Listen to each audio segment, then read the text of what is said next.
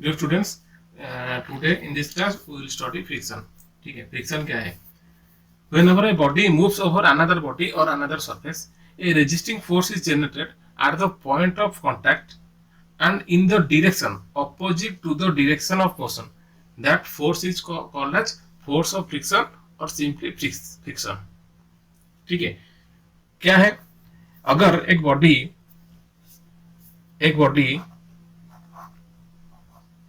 एक सरफेस के ऊपर मूव कर रहे हैं, तो इस पॉइंट ऑफ कांटेक्ट में एक फोर्स जनरेट होगा। ठीक है, एक फोर्स जनरेट होगा और उसका नेचर क्या होगा? In the direction opposite to the direction of motion of the body. अगर यहाँ पे इस डायरेक्शन पे मोशन कर रहे हैं, तो इसी डायरेक्शन पे, इस जगह पे जहाँ पे कांटेक्ट हो रहा है, यहाँ पे एक फोर्स जनरेट होगा। ये फोर्स का नेचर रेजिस्टिंग नेचर होगा, डायरेक्शन मोशन का उसको वो रेजिस्ट करेगा और वो इस पॉइंट ऑफ कांटेक्ट जहाँ पे कांटेक्ट होता है, इसी पॉइंट पे जनरेट होगा और मोशन का डायरेक्शन का ऑपोजिट पे एक्ट करेगा। ठीक है, समझ में आ गया? whenever a body moves over another surface or body, a resisting force is generated at the point of contact in the nature in the direction opposite to the direction of motion of the body।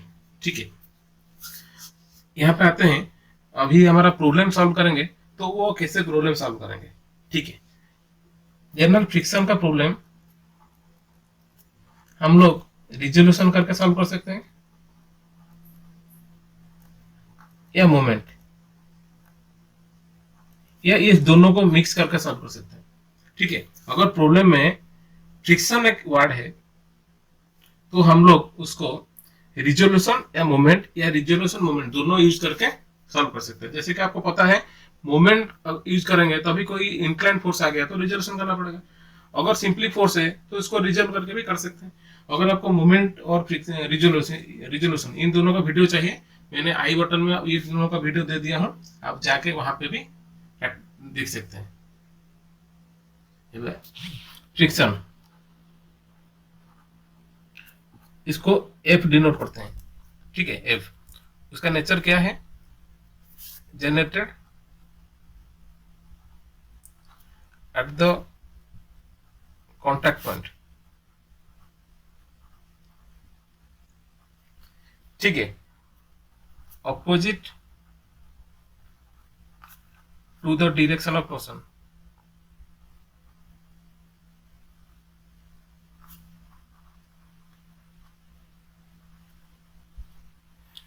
उसका nature क्या करेगा? Opposite to the direction of motion. उसका nature क्या है? कहां पर generate करेगा?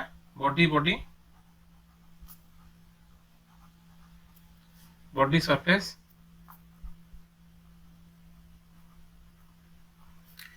ठीक है, यहाँ पे फ्रिक्शनल फोर्स जनरेट होगा और फ्रिक्शनल फोर्स जो प्लेन है उसका नेचर के ऊपर वो डिपेंड कर रहा है। कॉन्टैक्ट सरफेस के ऊपर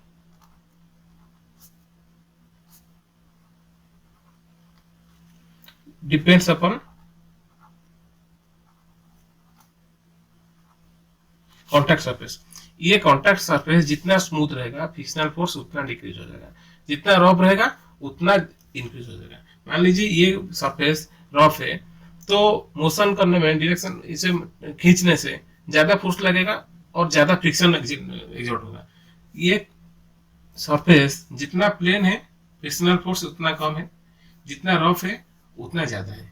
ठीक है, अभी आते हैं फ्रिक्शनल फोर्स को डिराइव करने से। F equal to mu into R N. अभी आते हैं mu is equal to coefficient of friction, अभी R N normal reaction. Normal reaction क्या है? नॉर्मल रिएक्शन, मान लीजिए एक बॉडी है, तो बॉडी का इस पॉइंट पे, मैंने आपको बोला था जो रिजोल्यूशन क्लास में, रिएक्शन और टेंशन कहाँ पे पैदा होता है? रिएक्शन बॉडी सरफेस, बॉडी जहाँ पे कांटेक्ट होता है, यहाँ पे रिएक्शन जनरेट होता है। ठीक है, ये always away from the body. तो आर एन है नॉर्मल रिएक्शन। तो सपोज यहाँ पे टच कर रहे हैं तो R N always away from the body, normal reaction. अभी आते हैं म्यू। म्यू आपको क्वेश्चन में दिया जाएगा, यह म्यू का फॉर्मूला है tan फाइ। ये आपको याद रखना है, ये आपको याद रखना है tan फाइ। अभी आते हैं फाइ क्या है, एंगल ऑफ फ्रिक्शन।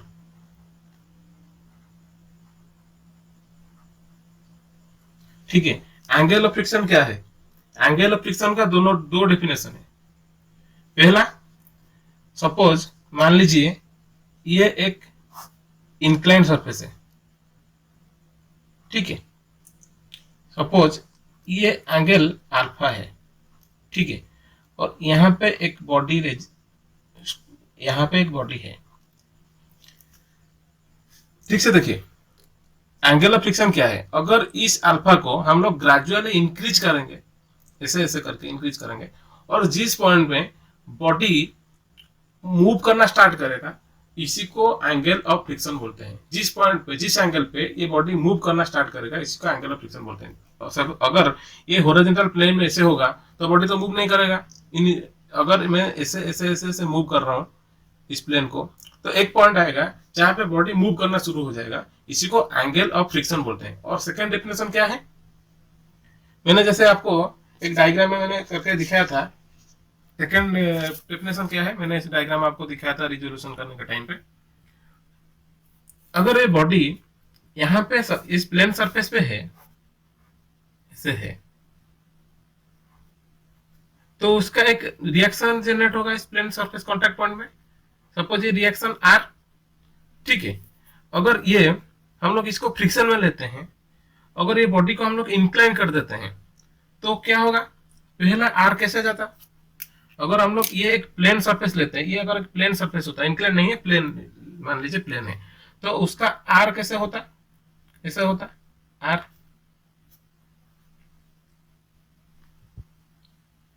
ठीक है। अभी ये इंक्लाइन हो गया, मतलब वो पहले ऐसा था, अभी वो इंक्लाइन हो गया, ऐसा हो गया, ठीक है। तो अभी उसका आर जो है वो क्या होगा, वो डिक्रीज, मतलब वो भी एक एंगल पे एक्ट करेगा। कैसा, जितना यहाँ पे घुमा है, यहाँ ऐसा था, जितना यहाँ पे घुमा है इतना आ जाएगा। तो अभी आर एन कैसा होगा, ऐसा। इन दोनों का जो एंगल है वो है एंगल ऑफ फ्रिक्शन, और ये वाला एंगल और ये वाला एंगल इक्वल होगा, क्योंकि मैंने जितना यहाँ पे रोटेट किया उतना वहां पे आर जो है वो उतना उतना घूम के गया। ये वाला एंगल और ये वाला एंगल दोनों सेम है। एक स्लोप पे अगर मैं बॉडी का रख रहा हूँ और इस स्लोप का जो एंगल है थोड़ा थोड़ा इंक्रीज कर रहा हूँ, जिस पॉइंट पे बॉडी मूव करना स्टार्ट करेगा उसी को एंगल ऑफ फ्रिक्शन बोलते हैं। और वो अगर नॉर्मल बॉडी हॉरिजॉन्टल प्लेन पे रेस्ट कर रहा है तो उसका रिएक्शन ऐसा होगा। अगर मैं थोड़ा एंगल इंक्रीज किया तो रिएक्शन ऐसे ऐसे घूम के ऐसे ऐसे हो जाएगा। तो फर्स्ट पहला वाला रिएक्शन और उसके बाद जो एंगल देने के बाद जो रिएक्शन आ रहा है उसका बीच का जो एंगल है उसी को हम लोग एंगल ऑफ फ्रिक्शन बोलते हैं। अभी प्रॉब्लम कैसे सॉल्व करेंगे उसी को हम लोग प्रोसीजर फॉलो करेंगे, ठीक है। पहले ले रहा हूं case 1, a body resisting on horizontal surface, plane horizontal surface, body resisting at a plane horizontal surface, ठीक है। और इसको मैंने ऐसे पी फोर्स देके खींच रहा हूं, ये सरफेस है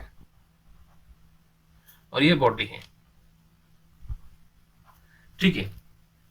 मैं इसको पी फोर्स देके खींच रहा हूं, तो अभी क्या क्या फोर्स पैदा होगा, पहले ये बॉडी हॉरिजॉन्टल प्लेन पे है, बॉडी सरफेस कांटेक्ट पॉइंट पे एक रिएक्शन जनरेट होगा पहला। उसके बाद फ्रिक्शन हो रहा है, मूव कर रहा है मतलब फ्रिक्शन हो रहा है, इस डायरेक्शन में मूव कर रहा है, इस डायरेक्शन में खींच रहा है, मतलब डायरेक्शन ऑफ मोशन कैसा होगा, ऐसा ऐसा होगा।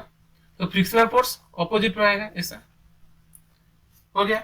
अभी क्या होगा, नॉर्मल रिएक्शन, फ्रिक्शन हो रहा है मतलब नॉर्मल रिएक्शन ऐसे एक्ट करेगा, ठीक है। अभी हो गया। अभी क्या है हम लोग को पता है F equal to mu into R N, ठीक है। रिजल्विंग वर्टिकली, वर्टिकली रिजल्व करेंगे तो क्या होगा देखिए। और बॉडी का मैंने और एक फोर्स छोड़ मतलब स्किप कर गया था, बॉडी का ओन वेट रहता है और वो उसका नेचर क्या है, towards downward, directly towards downward. तो रिजल्विंग वर्टिकली क्या होगा, तो vertical force downward equal to summation of upward, तो W equal to R plus R N हो गया। और इन दोनों प्लेन सरफेस पे है तो ये दोनों इक्वल है, बॉडी मूव नहीं कर रहे हैं, तो ये R को मैंने आर एन और R दोनों को छोड़ के एक R लिख सकता हूं, W इक्वल टू R या आर एन, नॉर्मल रिएक्शन ही है, बॉडी तो ऐसे प्लेन सरफेस पे है, तो आर एन और R एक ही एंगल पे जा रहे हैं और एक ही फोर्स एग्जर्ट मतलब जनरेट कर रहे हैं। ठीक है, ये वाला क्या, रिजल्विंग horizontally.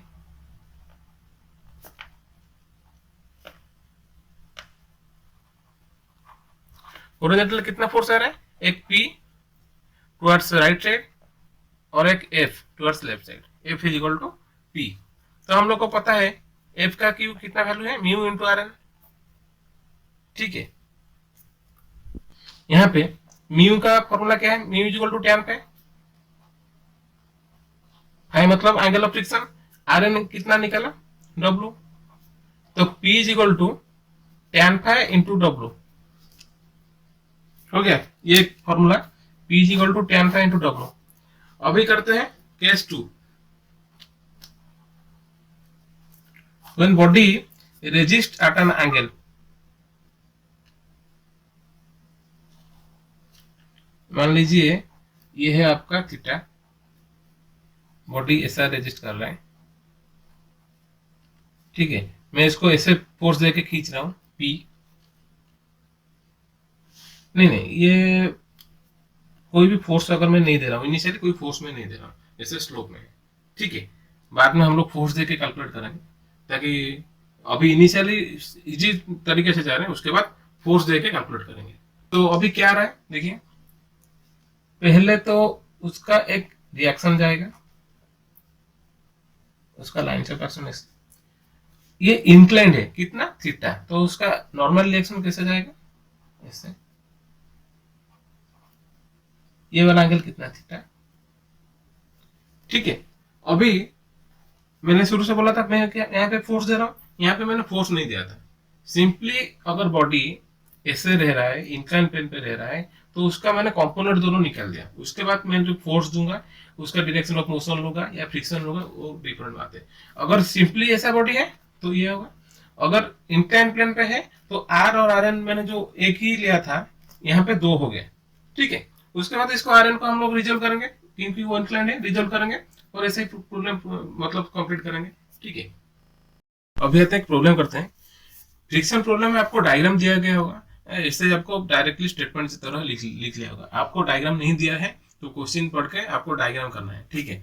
A body 50 newton force is placed on incline plane, पहले हम लोग इंक्लाइन प्लेन कर देते हैं, ठीक है। इसका वैल्यू कितना 50 newton. A maximum force P is required to move the body which is parallel on which body is placed. अगर ये बॉडी ये प्लेन पे है, यहाँ पे मैं एक फोर्स P दूंगा, ये इसको ये जो प्लेन को पैरेलल करके कितना दूंगा ताकि ये बॉडी को मैं खींच सकूं, ठीक है। और उसके बाद क्या दिया गया है, on which the body is placed if the inclined plane is 20 degree with horizontal, मतलब ये वाला एंगल 20 डिग्री, ठीक है। आपका क्वेश्चन के हिसाब से डायग्राम खत्म हो गया। तो अभी आते हैं सॉल्व करने में। यहां पे इस जगह पे अगर ये वाला प्लेन सरफेस होता है तो उसका नॉर्मल रिएक्शन कैसे ऐसा जाता है। अगर ये वाला एक प्लेन है, इस प्लेन पे ये बॉडी रेजिस्ट कर रहा है, मतलब उसका नॉर्मल रिएक्शन कैसे ऐसा जाएगा, और ये जो W है ओन वेट वो नीचे की तरह आ रहा है, और इन बीचों का एंगल कितना होगा, ये 20 डिग्री, क्योंकि अगर ये बॉडी प्लेन सरफेस होता वो डायरेक्टली ऐसे इसे इस लाइन पे एक्ट कर रहा था, लेकिन ये इंक्लाइंड हो गया, मतलब इसको 20 या इसको 20। ठीक है, अभी आता है प्रॉब्लम सॉल्व करते हैं रिजॉल्विंग वर्टिकली।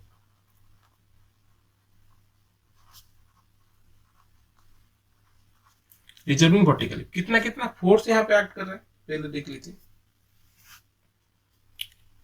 इस डायरेक्शन में खींच रहे हो, मोशन इसमें हो रहा है, तो यहाँ पे कितना force, frictional force F generate होगा, यहाँ पे P जा रहा है, तो वर्टिकली एक Rn फोर्स है। मैं इसको डायग्राम को ऐसे क्लियरली कर रहा हूं, मैं Rn को ऐसे ले रहा हूं, ठीक है, और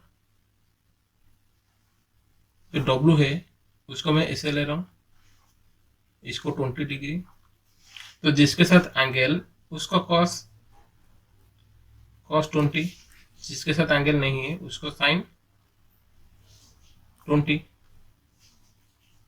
ठीक है, अभी resolving vertically R N equal to कितना ना 50 cos 20 हो गया। अभी आते हैं रिजॉल्विंग, अभी आता है रिजॉल्विंग हॉरिजॉन्टली। हॉरिजॉन्टली कितना फोर्स एक्ट कर रहे हैं देखिए, मैं फिर से और एक डायग्राम कर रहा हूँ। फ्रिक्शनल फोर्स ऐसे एक्ट कर रहा है, यहाँ पे P दे रहा हूँ, और यहाँ पे और एक जो इंक्लाइन फोर्स W था उसका कंपोनेंट एक्ट कर रहे हैं 50 sin 20। ठीक है, तो यहाँ पे वो लेफ्ट साइड जा रहा है, ये राइट साइड जा रहा है, तो P equal to F plus 50 sin 20 हो गया। यहाँ पे F equal to mu into R N, यहाँ पे F कितना आ रहा है P माइनस 50 sin 20, यहाँ पे F equal to mu into R N, आपका आर एन का यहाँ का वैल्यू निकल गया होता हो गया होगा। ठीक है, म्यू का वैल्यू कितना देगा 0.2, और यहाँ पे आर एन का वैल्यू कैलकुलेट करने पे आ रहा है, ऐसे रख रहा हूँ, ये डायरेक्टली एट टाइम कैलकुलेट करेंगे, mu into 50 cos 20 equal to P minus 50 sin 20। अभी आते हैं यहाँ पे P इक्वल टू कितना होगा ना 0.2 इंटू 50 cos 20 प्लस 50 sin 20, इसको डायरेक्टली हम लोग कैलकुलेट करेंगे, वो आएगा 27 न्यूटन हो गया। मतलब ये मैं अगर यहाँ पे 27 न्यूटन फोर्स देके खींचूंगा तो अभी मैं इसको आगे तरफ लेके जाऊंगा। अभी मैंने देखिए यहाँ पे प्रॉब्लम सॉल्व किया बॉडी और सरफेस का, ठीक है, और एक बार रिवीजन कर देता हूँ प्रॉब्लम का। पहले हम लोग को एक स्लोप करना है, स्लोप दिया गया है तो स्लोप करना है, तो उसका नॉर्मल रिएक्शन जिस प्लेन पे है, जिस प्लेन पे है उसी के ऊपर परपेंडिकुलर टुवर्ड्स अपवर्ड जाएगा नॉर्मल रिएक्शन। ऐसा है सरफेस तो उसका नॉर्मल रिएक्शन ऐसा होगा, इसका एंगल 90 डिग्री, मोस्टली 90 डिग्री। अगर ऐसा है तो ऐसा जाएगा, इसका एंगल मोस्टली 90 डिग्री। ठीक है, उसके बाद ओन वेट W वो एंगल के हिसाब से एक्ट करेगा। ठीक है, उसके बाद जो फोर्स P और F इनको हम लोग को लेना है।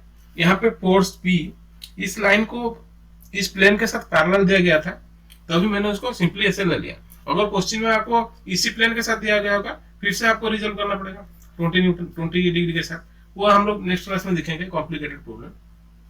यहाँ पे सिंपली इसी प्लेन के साथ पैरेलल दिया गया था तो मैंने डायरेक्टली P ले लिया। अगर ये जो प्लेन के साथ आपको दिया गया होता तो सिंपली रिजल्व करना पड़ता। ठीक है, मैंने बॉडी और सरफेस का प्रॉब्लम कर दिया, रिजोल्यूशन करके प्रॉब्लम सॉल्व कर दिया। उसके बाद आता है लैडर प्रॉब्लम और वेज प्रॉब्लम। लैडर मतलब जो सीढ़ी ऐसा कुछ है, और वेज मतलब एक बॉडी ऐसा सपोज बॉडी है इरेगुलर शेप, ठीक है, और ये एक बॉडी है और ये एक बॉडी है, यहाँ पे फ्रिक्शन हो रहा है, वेज फ्रिक्शन उसको बोलते हैं। नेक्स्ट क्लास में हम लोग लैडर फ्रिक्शन और वेज फ्रिक्शन के बारे में डिस्कस करेंगे और थोड़ा कॉम्प्लिकेटेड प्रॉब्लम करेंगे। और अगर प्रॉब्लम में ये रिजोल्यूशन करके हो गया, अगर रिजोल्यूशन करने में देखिए फ्रिक्शन प्रॉब्लम रिजोल्यूशन करने में कुछ कुछ वैल्यू आ जाएगा। ठीक है, बड़ा प्रॉब्लम होगा तो कुछ कुछ वैल्यू आ जाएगा, लेकिन और सभी वैल्यू निकालने के लिए मोमेंट के तरीके से सॉल्व करना है। डायरेक्टली मोमेंट तो सॉल्व नहीं कर सकते, क्योंकि मोमेंट में भी रिजोल्यूशन करके कुछ कुछ वैल्यू आता है। ठीक है, जैसे मैंने शुरू से बोला था आपको, पहला रिजोल्यूशन, उसके बाद फ्री बॉडी डायग्राम, उसके बाद मोमेंट, उसके बाद फ्रिक्शन। ठीक है, ऐसे तरह क्लास कंप्लीट करेंगे। इस क्लास को यहाँ पे कंप्लीट करते हैं। नेक्स्ट क्लास में हम लोग लैडर फ्रिक्शन और वेज फ्रिक्शन के बारे में पढ़ेंगे और कुछ न्यूमेरिकल करेंगे। ठीक है, अगर ये मेरा वीडियो आपको अच्छा लगा तो मेरा वीडियो को लाइक कीजिए। अगर कोई क्वेश्चन है तो नीचे मेरा मेल आईडी है, उसमें आप पूछ सकते हैं। और मेरा वीडियो आपको अच्छा लग रहा है तो चैनल को सब्सक्राइब कर दीजिए अपकमिंग वीडियो के लिए। ठीक है, थैंक यू।